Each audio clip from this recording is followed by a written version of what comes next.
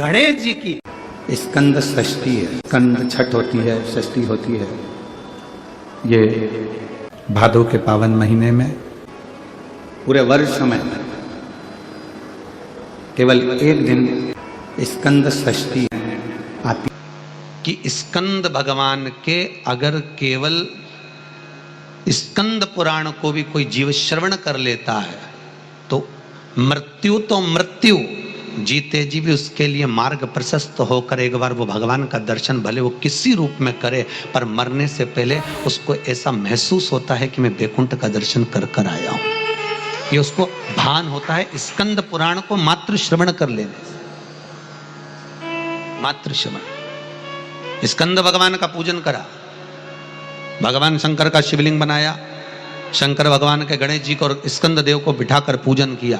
इतना पूजन करा विश्वामित्र और सत्याव्रत ने, इतना पूजन करा, भगवान विष्णु ने कहा नया रास्ता बना दिया जाए। विश्वामित्र जी ने धर्म से स्कंद देव से कहकर एक मार्ग का निश्चय किया। उस मार्ग पर राजा सत्याव्रत चलकर जाने लगे। जब थोड़ी दूर पर राजा सत्याव्रत पहुंचते से उसी समय पर इंद्र को जलन होने लगी कि जीते जी तो कोई आ ही नहीं सकता, तो ये मरा हुआ ये जीते जी कैसे आ गया। इतने में इंद्रदेव ने उसी समय राजा सत्याव्रत को ऊपर से नीचे धक्का मार दिया।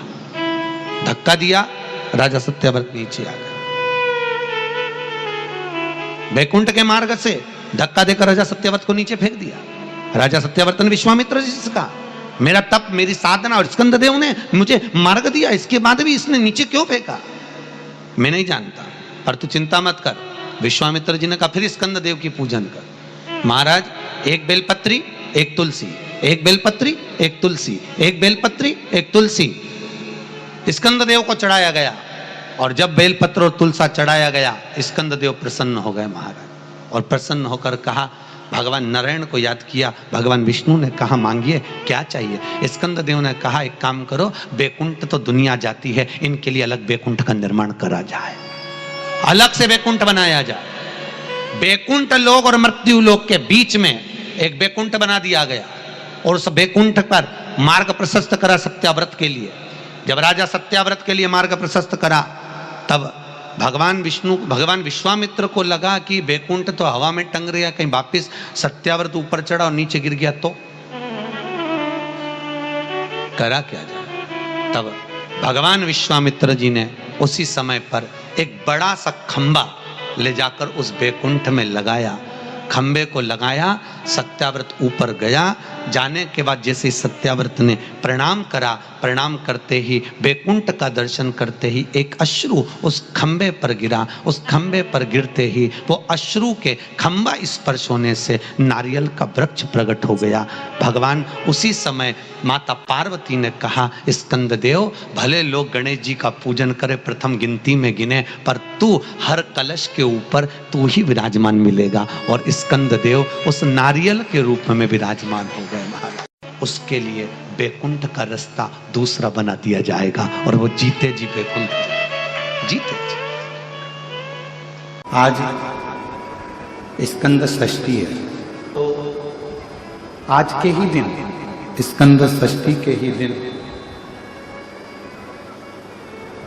एक बेलपत्र, एक दुर्वा, एक श्वेत पुष्प, सफेद फूल, स्कंद भगवान का जो स्थान है, स्कंद भगवान का जो स्थान है, उस स्थान पर एक बेलपत्र, एक दुर्वा, एक श्वेत पुष्प चढ़ाकर जल की धार को स्कंद बाबा पे समर्पित करते हुए शिवलिंग पर अगर समर्पित किया जाता है तो कितना भी, चाहे परिवार में विवाद चल रहा हो, चाहे परिवार में विवाद चल रहा हो, चाहे रिश्तेदारों में विवाद चल रहा हो, चाहे आपस में विवाद चल रहा हो, स्कंद षष्ठी के दिन अगर जल स्कंद भगवान का नाम लेकर समर्पित किया जाता है आज के दिन, तो परिवार में वापिस प्रेम बढ़ जाता है और परिवार टूटने से बच जाता है।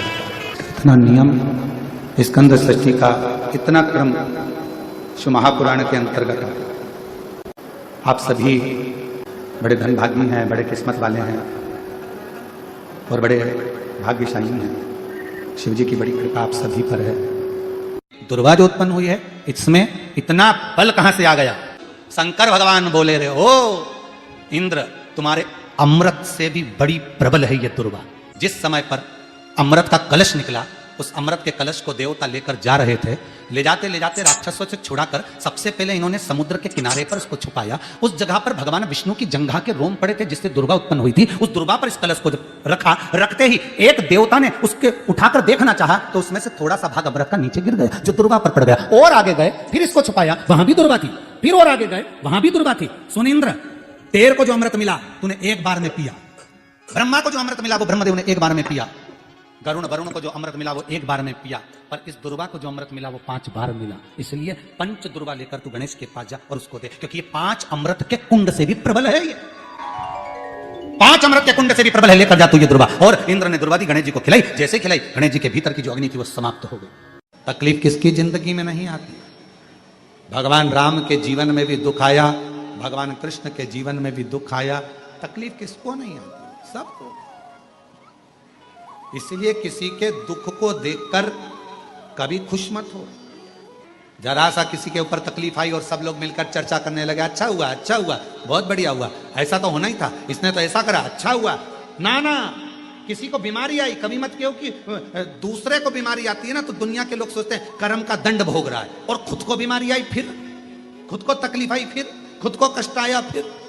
इसलिए कभी किसी की जिंदगी में अगर तकलीफ है तो भगवान से प्रार्थना करना, बाबा इसके जीवन में दुख आया है, भले मेरा बेरी है, कष्ट है, मेरे से लड़ता है, पर बाबा दुख समाप्त करना। जब हम सर्वे भवन्तु सुखिनः की कामना करेंगे ना तो सबसे पहले भगवान सुख हमको देगा, सबसे पहले सुख हमें मिलेगा। इत्र की शीशी खोलिए, दूसरे पर इत्र लगाइए, सबसे पहले इत्र की खुशबू किसको आएगी? जम के बोलो, अपने। हमारा हाथ सुगंधित होगा क्योंकि हमने इत्र की शीशी खोली है। पहले सुगंध हमको आएगी, सामने वाले को बाद में, क्योंकि इत्र की शीशी हमने खोली है। हम जब दूसरे के लिए अच्छा बोलना प्रारंभ करेंगे तो सबसे पहले परमात्मा हमारा अच्छा करना प्रारंभ कर देगा।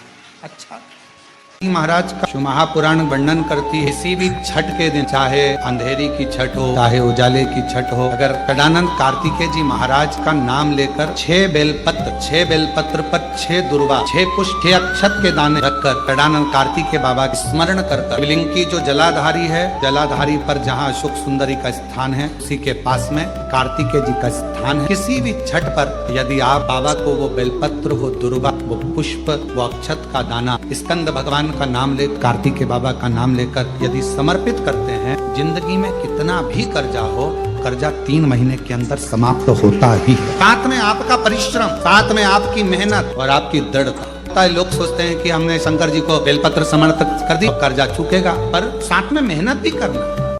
अगर आपके घर में छोटा सा शिवलिंग विराजमान है, या आपके घर में कुबेरेश्वर धाम का कंकर है, और आपके घर में यदि शंकर भगवान का शिवलिंग है, या सीहोर का रुद्राक्ष हो, या शंकर भगवान का शिवलिंग हो, या कंकर शंकर हो, तो निवेदन है जहां पर भी शिवलिंग आपके घर में विराजमान है, अगर छोटी सी कटोरी में एक बेलपत्र को आप नीचे रखिए, छोटी सी कटोरी उस बेलपत्र के ऊपर रखकर उसमें थोड़ा सा मधु, शहद, शंकर भगवान की साक्षी में शिव जी के सामने अगर शुक्रवार रखना प्रारंभ कर दो, धीरे धीरे संपदा की वृद्धि अपने आप होना प्रारंभ होगा।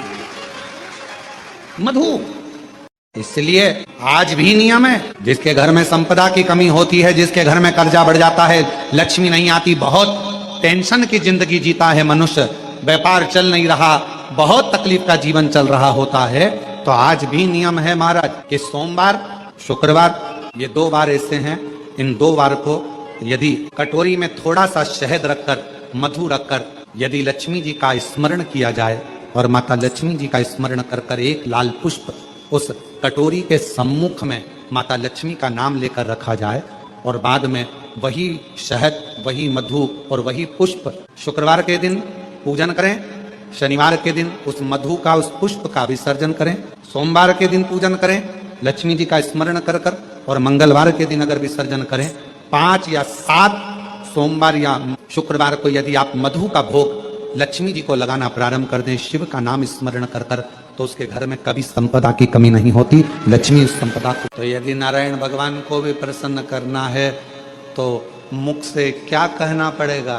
नमस्तुभ्यम कहते हैं तो आपको लगता होगा कि शंकर भगवान खुश होते हैं, पर शिव महापुराण की कथा कहती है श्री शिवाय नमस्तुभ्यम जब हम बोलते हैं ओम नमः शिवाय जब हम बोलते हैं, नमः शिवाय जब हम बोलते हैं, शंकर जी को एक लोटा जल जब हम चढ़ाते हैं, तो शिव जी से ज्यादा प्रसन्न भगवान नारायण हो जाते हैं, भगवान विष्णु को। तो यदि नारायण भगवान को भी प्रसन्न करना है तो मुख से क्या कहना पड़ेगा? श्री शिवाय नमस्तुभ्यं। भस्म का श्रृंगार, भस्म का दर्शन और भस्म धारण करना, ये भगवान शंकर की अविरल भक्ति है। और मेरी जीजियों, मेरे जीजाओं, बेटियों, बेटाओं, मेरी माताओं, मेरे बुजुर्ग, मेरे माता पिता तुल्य जितने भी भाई बंधु बैठे हैं, आप सबसे निवेदन करूं, ज्यादा नहीं तो प्रयास करा करो अपने घर में काशी की या उज्जैनी की या जो भी बड़ा शिवालय हो, वहां की थोड़ी सी भस्म अपने घर में होना चाहिए। क्यों?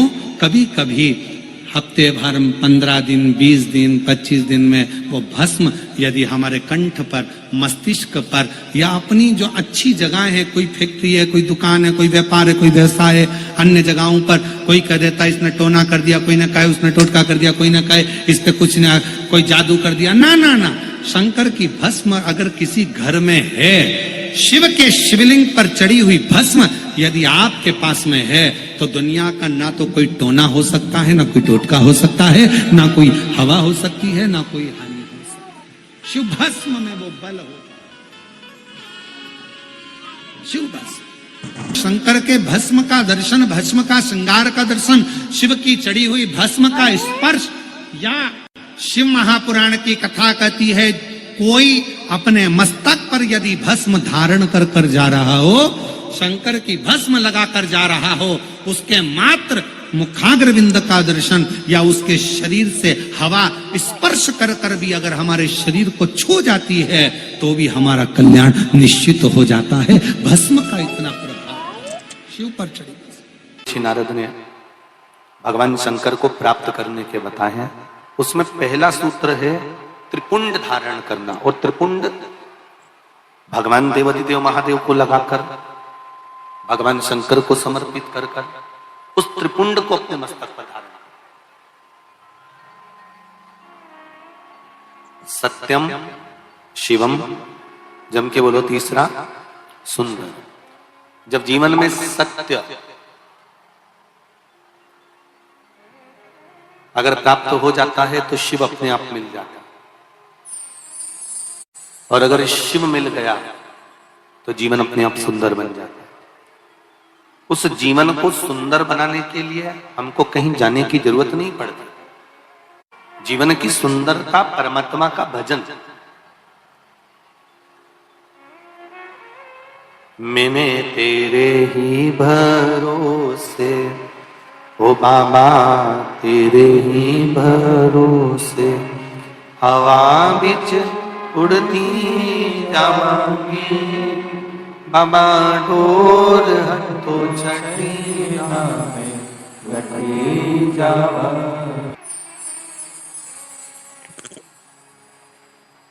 शिव मंदिर में लगाया गया, चाहे भस्म हो, चाहे चंदन हो, हल्दी हो, अबीर हो, गुलाल हो, भगवान शंकर को समर्पित करी गई कोई भी वस्तु हो, उस वस्तु का, उस सामग्री का त्रिपुंड। बास्केट मध्ये ना कार्ड, और हम तो पहले भी कथा में कहे, आज फिर आपसे कहते हैं कि आप रोज प्रतिदिन भगवान को लगाई गई सामग्री का अगर त्रिपुंड नहीं लगा सकते तो हफ्ते में कम से कम एक दिन ऐसा बना लो कि आज मैं शंकर मंदिर जाऊंगा और शिव जी के मंदिर पर अगर जो मिला उसका मैं मस्तक पर त्रिपुंड लगाऊंगा, भले फिर वो जल क्यों ना मिला हो, भले वो कोई सामग्री क्यों ना मिला। सूत्र बताया गया है भगवान शिव का पंचाक्षर मंत्र।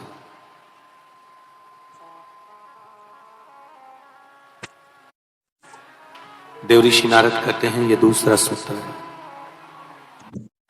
इस दूसरे सूत्र में भगवान के पंचाक्षर मंत्र की मूलता कर नमः शिवाय,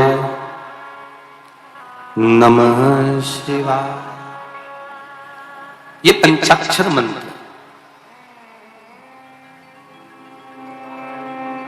जब इसमें ओम को जोड़ दिया जाता है तो ये षडाक्षर मंत्र बन जाता है, अक्षर मंत्र बन जाता है। स्त्रियां, नारियां, माताएं जब भी मंत्र का जाप करती है ना, जब भी षडाक्षर मंत्र का जाप करती है तो वो पंचाक्षर से चालू करती है। स्त्रियों को, नारियों को, माताओं को जब भी शिव नाम के मंत्र का जाप करना है तो पहले उनको पंचाक्षर से चालू करना पड़ेगा।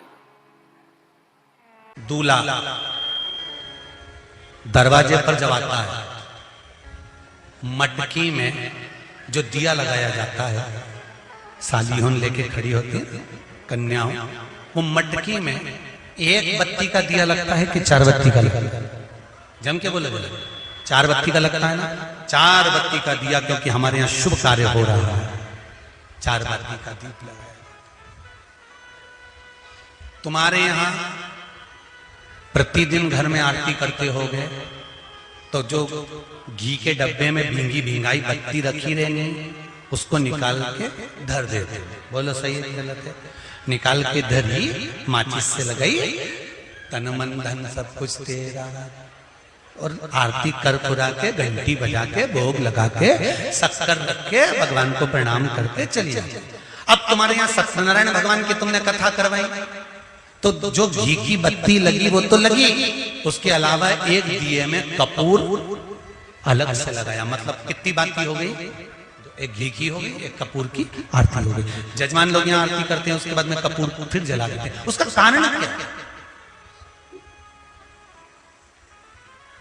अधिकता में फल प्राप्त करना, अधिकता में फल देना।